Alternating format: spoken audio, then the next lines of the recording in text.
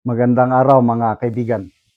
Bigyan natin ng reaksyon na opinion itong Facebook reel posted by Azares Azares.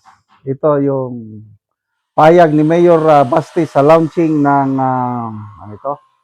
Raids Coalition sa Club Filipino kahapon. Grabing birada niya kay Marcos Jr. Sa tatay pa lang, alam na natin, kawatan! Alam niyo yung kawatan, Bisaya term of magnanakaw. Pakinggan natin si Mayor Duterte. Kaya kahit pinahihirapan kami, okay lang man, politika. Tapos Marcos lang, alam naman natin sa tatay pa lang yan. Kawatan!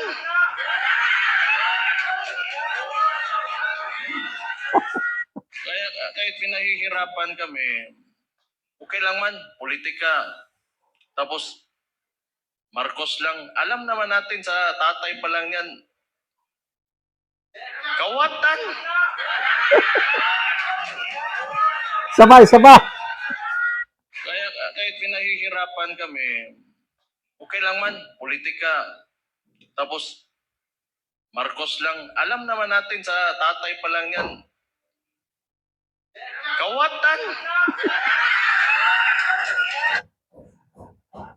Ang una ko napanood dito, akala ko si Tatay Digong ang nagsasalita. Pansinin niyo, yung tono ng boses niya, yung style ng pagsasalita, manang-mana siya kay Tatay Digong.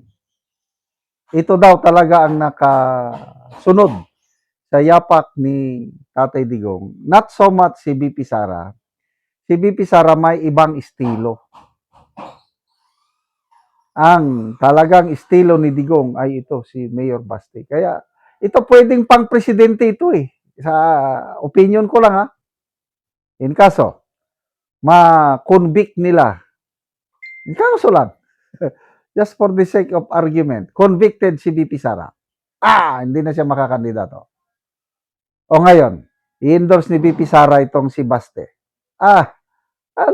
Panalo pa rin ang Duterte. Kaya wala akong kaba. Kung ang kandidato lang, example, Mayor Baste, ang kalaban lang niya si Romualdez or John Vic, ay ilalampaso ni Baste yan. O si Hontiveros, ilalampaso. Maliban lang, ang malakas lang na kalaban ay si Madam BP Leni. Malakas na kalaban niya. Anyway, balik tayo sa tatay pa lang niya kawatan.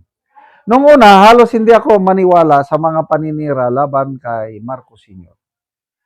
Kasi we consider ourselves, pamilya ko, kaming mag-asawa, Marcos loyalist kami. Malaki ang utang na loob namin kay Marcos Sr. Galing kami sa mahirap na pamilya, kaming mag-asawa. Hindi kami makapag-aral ng kolehiyo. Kaya lang, dahil sa galing, malasakit ng Marcos Sr., nagpatayo siya ng napakaraming state colleges and universities nung kapanahon. Kaya kaming mag-asawa, doon kami nagkita sa Don Mariano Marcos Memorial State College pa noon, ngayon university na, sa Bacnotan, La Union. Scholar ng bayan kami doon. Ang problema lang ng pamilya, parents namin, yung pagkain. Yun lang. Tuition. Wala kaming tuition. Miscellaneous lang. Ang bayaran namin sa isang semester noon, nasa 40 hanggang 50 pesos. Marcos style yan. Senior Kaya malaking utang. Kaya halos hindi ako maniwala sa mga paninira kay Marcos Sr. But ngayon, nang dahil sa kagagawan ng kanyang anak, talagang unti-unti nang yung pagtingin ko sa mga Marcos is bumababa na. Sinira niya ang Akala ko, nung nagkandidato na siya at mananalo, lilinisin niya yung pangalang Marcos. Kasi kung ano-anong ipinaratang sa mga Marcos, magnanakaw, diktador, mamamatay tao, lahat na lang. So, ito na, ang junior. Ibabangon niya ang pamilya Marcos. At sayang. Tama si Senator Amy, sinayang niya ang pagkakataon na maibangon ang pamilyang Marcos. Ngayon, sinisira ng presidenteng ito ang Marcos family. Nakakapanghinayang. Ano yung Guinness World Record? The greatest robbery o ang pinaka-corrupt na mag-asawa sa buong mundo? Recorded yan sa Guinness. Ferdinand and Imelda. Nung una, halos hindi ako maniwala. But ngayon, dahil sa ginagawa ng anak, yun na nga. Ay, nako. So, good luck sa umaabot na eleksyon sa 2028. Kanina ang post ni Atty. Guanzon. Kailangang magdesisyon na si BBM sino ang manok niya sa 2028. Si Martin ba, si John Vic ba, o si Risa Hontiveros? O, tanggalin lang muna natin si Risa Hontiveros. John Vic and Martin, yan ang dalawang pinagpipilian sa tingin ko. Si Romualdez, kahit parang laylo siya ngayon, naniniwala ako na may plano pa rin niyang magkandidato. And kung hindi nila, ito yung senaryo nakikita ko, kung makonvict nila si BP Sara, matanggal nila sa equation, yan, ang i-endorse ng Malacanang ay si Romualdez.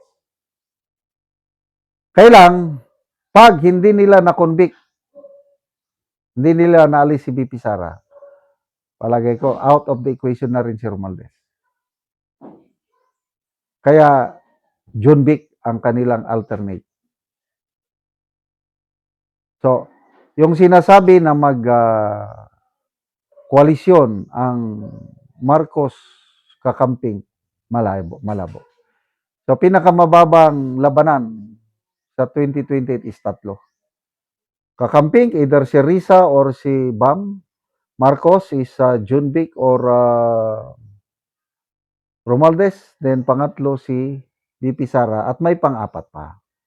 Yung makakaliwa, papatakbo rin sila ng kandidato nila. Kasi nagawa nila nung 2022 si Leo de Guzman. Ngayon, meron na naman silang kandidato. Kaya apat ang pinakamababang maglaban-laban sa 2028. Good luck sa inyo. Talonin nyo si BP Sara kung kaya ninyo. Salamat mga kaibigan sa inyong pagsubaybay sa ating channel. Nakakatulong kayo ng malaki sa tribong Talandig ng Bukidnon dahil ang sweldo natin sa channel na ito is pantulong sa tribo.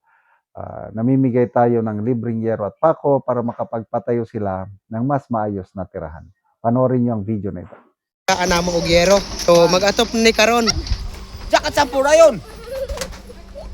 So muna ni ang iyang atopan. So nindot gyud.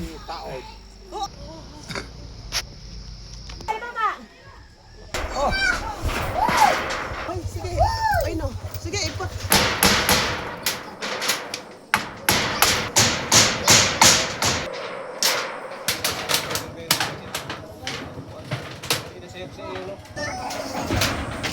Oh, nasa sabay no, no, no, isi magkano si Itya.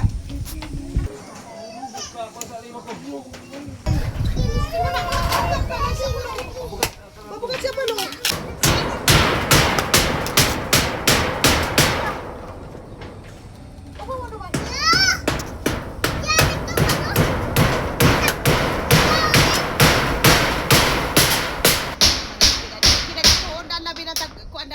Nabi ah.